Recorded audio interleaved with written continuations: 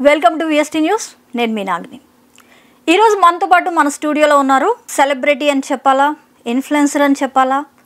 ముందు అసలు ఆయన గురించి చెప్పాలంటే ఆయన పేజ్ గురించి చెప్పాలి. Vizag for ever.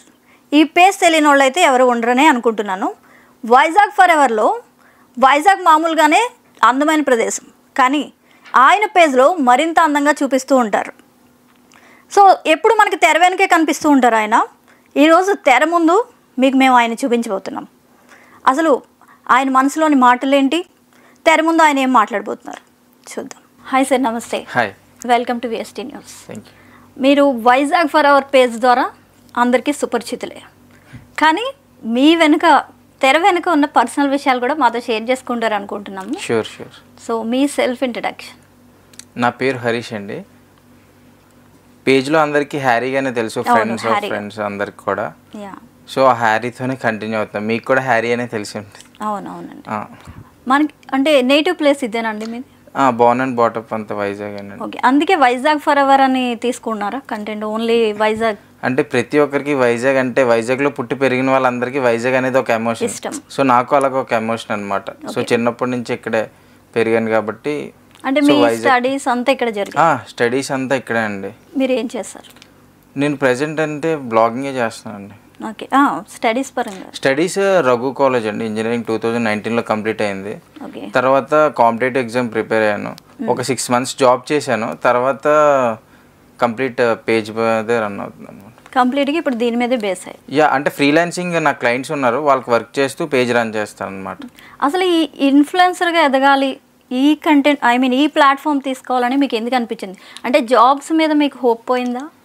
లేదండి, నేను యాక్చువల్లీ ఫస్ట్ స్టార్టింగ్ పెట్టడం అయితే నార్మల్గానే పెట్టాను ఇన్స్టాగ్రామ్లో. అప్పటికి నేను స్టార్ట్ చేసినప్పుడు అయితే ఈ రీల్స్ అవేం ఉండేవి కాదు. Just Instagram is a photo app, only pictures post చేయొచ్చు అనమాట.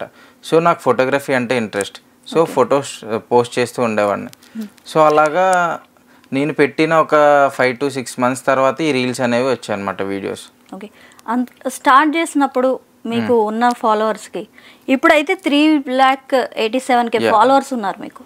సో ఇంత మీరు సాధించారని చెప్పాలి. ఇంతమంది ఫాలోవర్స్ మిమ్మల్ని ఫాలో అవుతున్నారు, మీ కంటెంట్ నచ్చుతుంది యాక్చువల్గా. సో అది మీరు ఎలా ఫీల్ అవుతున్నారు? ఇంతమంది మిమ్మల్ని ఫాలో అవుతున్నారు కదా, సో అది ఎలా ఫీల్? ప్రౌడ్ ఫీలింగ్ అనండి. ఎందుకంటే వైజాగ్లో ఉండేది మనకు 16 lakh or సంథింగ్ అరౌండ్ ఉంటారు. మనకి 3 lakh plus ఉన్నారంటే వైజాగ్ బేస్డ్ పేజ్. ఓన్లీ నేను వైజాగ్ కాంటెంట్ తప్ప ఇంకా వేరేది ఏది పోస్ట్ చేయను అనమాట. సో ఒక రీజనల్ పేజ్ రన్ చేస్తాను. పేజ్లో యాక్చువల్గా వైజాగ్ని చాలా బాగా చూపిస్తారు, ప్లేసెస్ అన్నీ కూడా. సో పిక్చరైజేషన్ కూడా చాలా బాగుంటుంది. అంటే నాకు ఫోటోగ్రఫీ ఇంట్రెస్ట్ కాబట్టి ఆ ఫ్రేమింగ్ అనేది నాకు కొద్దిగా ఉంది కాబట్టి దాని ప్రకారమే తీస్తాను అనమాట. అంటే టోటల్గా మీరే దాని వెనక, ఇంకెవరైనా ఉన్నారు? లేదు, ఓన్లీ నేనే. అంటే మన రామ్ గోపాల్ వర్మ గారు బీచ్కి వెళ్ళి రాసుకుంటారు, పూరి గారు రాసుకుంటారు కదా బీచ్కి వెళ్ళి, అలా మీరు కూడా కంటెంట్లు రాసుకుంటారు? అంతే అండి. అంతే అంటారు? ఇంక వెనకాల ఎవరు లేరు?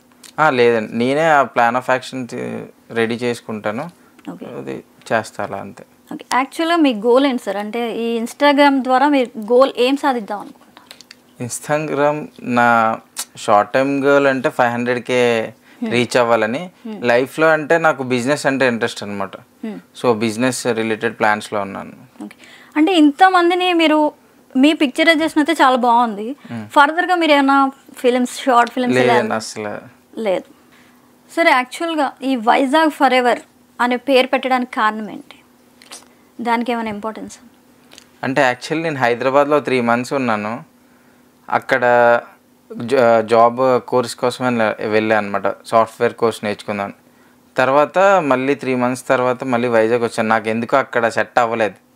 సో వైజాగ్ మీద లవ్ ఏంటో తెలియదు, కానీ అక్కడి నుంచి నాకు ఆ పేరు అనేది వైజాగ్ ఫర్ ఎవర్. ఎప్పుడు వైజాగ్ అంటే ఎప్పటికీ హార్ట్లో ఉంటుంది. సో అక్కడి నుంచే వైజాగ్ ఫర్ ఎవర్ అని నేమ్ తీసుకొని పేజ్ స్టార్ట్ చేయడం జరిగింది. అంటే మీరు అసలు ఏ ఇయర్ నుంచి స్టార్ట్ చేశారు సార్? 2020 నుంచి. అప్పుడు ఎక్కువ లేరని కూడా చెప్పారు, రీల్స్ లేవని చెప్పారు. మరి అప్పటికి ఇప్పటికి ఏంటి తేడా? అప్పుడు అంటే ఓన్లీ ఫొటోసే ఉండేవండి. ఏం చూపించాలన్నా ఏం చేయాలన్నా ఓన్లీ ఫొటోస్ అనమాట. ఇప్పుడు అంటే రీల్స్ వచ్చాయి. రీల్స్కి ప్రతి ఒక్కరికి రీచ్ వస్తుంది, ఇన్స్టాగ్రామ్ కూడా పుష్ చేస్తుంది. అప్పుడంటే ఓన్లీ ఫాలోవర్స్ కూడా రావడం తక్కువ. ఇప్పుడు ఒక ఫోటో రీచ్ వెళ్ళిందంటే వైరల్ అయిందంటే ఫాలోవర్స్ మనకు మహా అయితే 100 ఆర్ సంథింగ్ అరౌండ్ 150 వస్తారు. ఇప్పుడు ఒక రీల్ వైరల్ అవుతుందంటే ఎవరికైనా 10K ఫాలోవర్స్ ఈజీగా వస్తున్నారు అనమాట. సో అప్పుడు ఫాలోవర్స్ తెచ్చుకోవడం అనేది చాలా టఫ్ థింగ్ అనమాట. నాకు ఒక 100K రావడానికి నాకు 2 years పట్టింది. 10K రావడానికి 1 year పట్టింది. ఇప్పుడు 1 yearలో 500K అబోవ్ వెళ్ళిన వాళ్ళు కూడా ఉన్నారు. సో రీల్స్ అనేది అలా మార్చేసింది అనమాట. ఇప్పుడు మీ పేజ్లో మీరు బ్రాండ్ ప్రమోషన్స్ చేస్తూ ఉంటారు. చేస్తాం. దానికి మీరు అప్రోచ్ అవుతారా, లేకపోతే వాళ్ళే మిమ్మల్ని వచ్చి అప్రోచ్ అవుతారా, లేదు మీరే కంటెంట్ తీసుకొని నార్మల్గా ఇస్తారా? మేము ఎవరిని అప్రోచ్ అవ్వండి యాక్చువల్ 1% కూడా. అట్నుంచి వస్తేనే మేము రెస్పాండ్ అవుతాము. ఇంట్రెస్ట్ ఉండి అది జెన్యూన్ అయితేనే అప్పుడు ప్రమోట్ చేస్తాం. ఓకే, మీ ఇంట్రెస్ట్ మీద మీరే తీసుకుంటారు కంటెంట్. బ్రాండ్స్ వాళ్ళు అయితే మిమ్మల్ని అప్రోచ్ అవ్వడం లేదు. మిమ్మల్ని అప్రోచ్ అవ్వాలంటే ఎలాగా? బ్రాండ్స్ అప్రోచ్ అవుతాయండి. మేము బ్రాండ్స్ని అప్రోచ్ అవ్వడం అలాగా ఏమి ఉండదు. ప్రమోషన్ వాళ్ళు రిక్వైర్మెంట్ ఉంటే వాళ్ళు పింక్ చేస్తారు. తర్వాత ఆ డెలివరబుల్స్ బట్టి మేము ఫార్వర్డ్ వెళ్తాం. ఓకే, ఒకవేళ మిమ్మల్ని అప్రోచ్ అవ్వాలంటే ఎవరైనా డిఎం చేస్తే నేనే రెస్పాండ్ అవుతానండి. కొన్నిసార్లు డిఎంలో కూడా రెస్పాండ్ అవ్వాలి, ఎందుకంటే మిస్ అవుతూ ఉంటాయి, హిడెన్లోకి వెళ్ళిపోతే. సో మెయిల్ చేసినా ఓకే.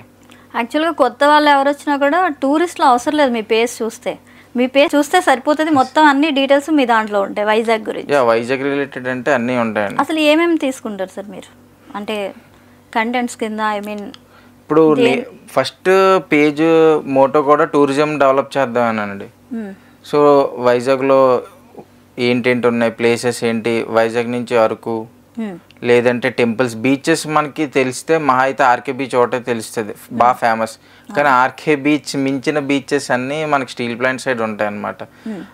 తంతడి బీచ్ అయినా, సీతాపాలెం బీచ్ అయినా, ముత్యాలపాలెం బీచ్ అయినా, ఇవన్నీ చాలా బ్యూటిఫుల్గా ఉంటాయి అన్నమాట. లెస్ క్రౌడెడ్ ప్లస్ చాలా బ్యూటిఫుల్గా ఉంటాయి. సన్ రైజ్ అయినా సన్సెట్ అయిన టైంలో వెళ్తే అది ఒక ఐలాండ్లో ఉన్నట్టు ఉంటాయి అన్నమాట. అయితే మొత్తం మీ వీడియోలో ఉండే పిక్చరైజేషన్ అదంతా కూడా మీరు తీసిందే? కంప్లీట్లీ అండి. ఓకే. అప్పుడప్పుడు ఫోటోగ్రాఫర్స్ వేరే వాళ్ళ పిక్చర్స్ బాగున్నా అప్పుడు వాళ్ళని ఎంకరేజ్ చేసిన కూడా పెడతాం. ఓకే. ఇప్పుడు కొన్ని ఇంటర్వ్యూస్ అయితే చూస్తాం మీ పేజ్లో, పొలిటికల్ ఇంటర్వ్యూస్ కూడా ఉన్నాయి. అవును, చేసామండి. పొలిటికల్ ఇంటర్వ్యూస్ చేశారు. పొలిటికల్ ఇంటర్వ్యూస్ చేసినప్పుడు మీకు బ్యాక్ ఫైర్ అయిందా ఎప్పుడైనా? అంటే ఒక పార్టీని మీరు ఉద్దేశించి చేశారు అని అలా ఏమైనా బ్యాక్ ఫైర్ అయింది? అయిందండి. ఇప్పటికీ ఆ కామెంట్స్ వస్తాయి. ఎందుకంటే ఫస్ట్ వీడియో పెట్టినప్పుడే, ఒక పార్టీ రిలేటెడ్ పెట్టినప్పుడే ఆపోజిట్ పార్టీ ఉన్న వాళ్ళందరూ చాలా మిస్ఫైర్ అయ్యారు, పర్సనల్గా టార్గెట్ చేస్తారు, అంతా ఉంటాయి అవన్నీ. వాళ్ళు ఎవరైనా మిమ్మల్ని అప్రోచ్ అవ్వలేదు, బట్ బ్యాడ్ కమెంట్స్ అన్నీ వస్తాయండి. బట్ మేము పేజ్లో పెట్టాను, like it's not only for one party, అన్ని పార్టీస్వి పెడతాము, జస్ట్ వెయిట్ అని. కొంతమంది వెయిట్ చేసిన వాళ్ళు మా ఫాలోవర్స్ వెయిట్ చేశారు. కొంతమంది వాళ్ళకి ఒక పార్టీ ఇంట్రెస్ట్ ఉంటుంది కదా, సో దట్స్ ఓకే. తర్వాత at the end of the day మొత్తం అన్నీ చేసామండి, అన్ని పార్టీస్ చేసాం. ఓకే. ఒక ఇన్ఫ్లుయెన్సర్గా ఎదగడానికి మెయిన్ కాజ్ అయితే ఏంటి సార్? ఇన్ఫ్లుయెన్సర్గా ఎదగాలంటే మెయిన్ థింగ్ కన్సిస్టెన్సీ అండి. డైలీ కాంటెంట్ పోస్ట్ చేయాలి. కాంటెంట్ పోస్ట్ చేయడమే కాదు, యూనిక్నెస్ ఉండాలి. ఇప్పుడు అందరూ ఒకటే పోస్ట్ చేస్తుంటే దెర్ ఇస్ నో థింగ్ అనమాట. సో యూనిక్గా చూపిస్తేనే మనకు ఫాలోవర్స్ వస్తారు. పర్స్పెక్టివ్ డిఫరెంట్ ఉండాలి. ఇప్పుడు అందరూ ఒక వాల్ని ఒకలా చూస్తే మనం డిఫరెంట్గా చూస్తే అప్పుడు అది ఇలా కూడా చూడొచ్చా అన్న థింగ్లో మనం చూపిస్తే రీచ్ అనేది ఎక్కువ ఉంటుంది అన్నమాట. ఇప్పుడు మీ పేజ్లో చూసుకున్నప్పుడు చాలా బ్యూటిఫుల్గా చూపించారు బీచ్, వెన్నెల టైంలో కానీ, రెయిన్లో కానీ, ఇలా వివిధ రకాలు చూపిస్తుంటారు. సో మీకు పర్సనల్ ఇంట్రెస్ట్ ఏమైనా ఉందా? పర్సనల్ ఇంట్రెస్ట్ అంటే నాకు నేచర్ అంటే ఇంట్రెస్ట్ అండి. ఫస్ట్ లేడీ ఫాలోవర్స్ ఎక్కువ ఉన్నారు మీకు? లేరండి. ఇట్స్ లైక్ న్యూస్ అండి, సిటీ అప్డేట్స్ కదా. Okay sir. సార్ మీకు ఇన్ఫ్లుయెన్సర్స్లో అంటే ఈ మధ్యకాలంలో మనం చూసుకున్నట్లయితే ఒకరి పేరు బాగా మారుమోగింది, హర్ష సాయి. మీకు తెలుసా సార్? అవును, అంటే పర్సనల్గా తెలీదు, వీడియోస్ చూస్తూ ఉంటాను. ఓకే. ఆయన ఒకప్పుడు ఎంత ఫేమస్ అయ్యారో ఇప్పుడు అంతా కాంట్రవర్సీ జరుగుతుంది ఆయన మీద. అంటే పీపుల్కి హెల్ప్ చేస్తున్నారని అప్పుడు చాలా ఫేమస్ అయ్యారు.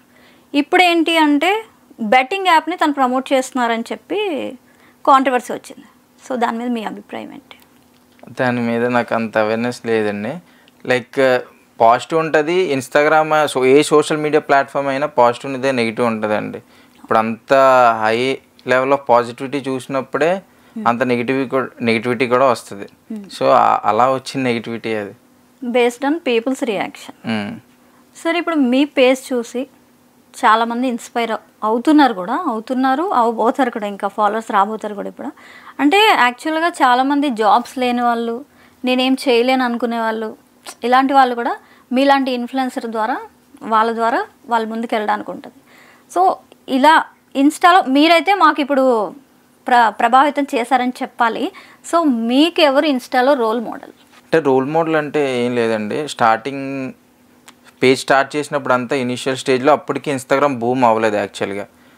సో అందరూ అట్ ఏ టైమే ఆ టైంకి రీల్స్ వచ్చినప్పుడే బూమ్ అయింది ఇన్స్టాగ్రామ్. సో 2021లో బూమ్ అయింది ఇన్స్టాగ్రామ్. మేము 2020 మార్చ్లో స్టార్ట్ చేశాను. సో రోల్ మోడల్ అనేది ఎవరు లేదు. నా కాంటెంట్ నాకు నచ్చినట్టు డిజైన్ చేసుకొని పెట్టాను. సో అదే గ్రో అయ్యి ఇప్పుడు ఇలా ఉందన్నమాట. అంటే ఇన్స్టాగ్రామ్ ద్వారా ఇన్కమ్ వస్తుందా సార్? అంటే ఇన్స్టాగ్రామ్ ఏం పే చేయదు. ఓకే. మీకు యూట్యూబ్లో ఫాలోవర్స్ ఉన్నారు సార్? ఉన్న 25,000 ఫాలోవర్స్. యూట్యూబ్లో మాత్రమే ఇన్కమ్ వస్తుంది అంట? యూట్యూబ్ నుంచి నాకు ఇప్పుడు వచ్చి $1 కూడా ఇన్కమ్ రాలేదండి. అంటే మానిటైజ్ అయింది, బట్ నేను అంత కేర్ తీసుకోవట్లేదు దానిపైన. కన్సిస్టెన్సీ లేదు నాకు యూట్యూబ్ పైన. ఇన్స్టాలో అయితే ఇప్పుడు ఇన్స్టాలో ముందుకు వెళ్ళాలి అనుకునే వాళ్ళకి మీరు చెప్పేది ఏంటి? అంటే దాని ద్వారా ఇన్కమ్ సంపాదించవచ్చు అని ఎవరైనా అనుకుంటే, ఇన్కమ్ టు బి హానెస్ట్ ఏంటంటే డబ్బులు సంపాదిద్దామని వస్తే దానిపైన ఉంటాం. ఇప్పుడు మనం ఏదైనా థింక్ చేయాలంటే ఇప్పుడు ఫస్ట్ హార్డ్ వర్క్ చేసి దానికి 100% పెడితే ఏ వర్క్ అయినా సరే అది మనకి రిటర్న్ ఇస్తుంది. ఇప్పుడు ఫస్ట్లోనే మనం మనీ కావాలని వస్తే అది ఫస్ట్ నుంచి ఆ గ్రోత్ అనేది ఫాలోవర్స్ చూస్తారు కాబట్టి వాళ్ళకి మనల్ని పుష్ చేయరు అనమాట. సో మనం హార్డ్ వర్క్ పుష్ చేస్తే మనీ ఆటోమేటిక్గా అదే వస్తుంది. అంటే వస్తుంది అంటారు ఇన్కమ్?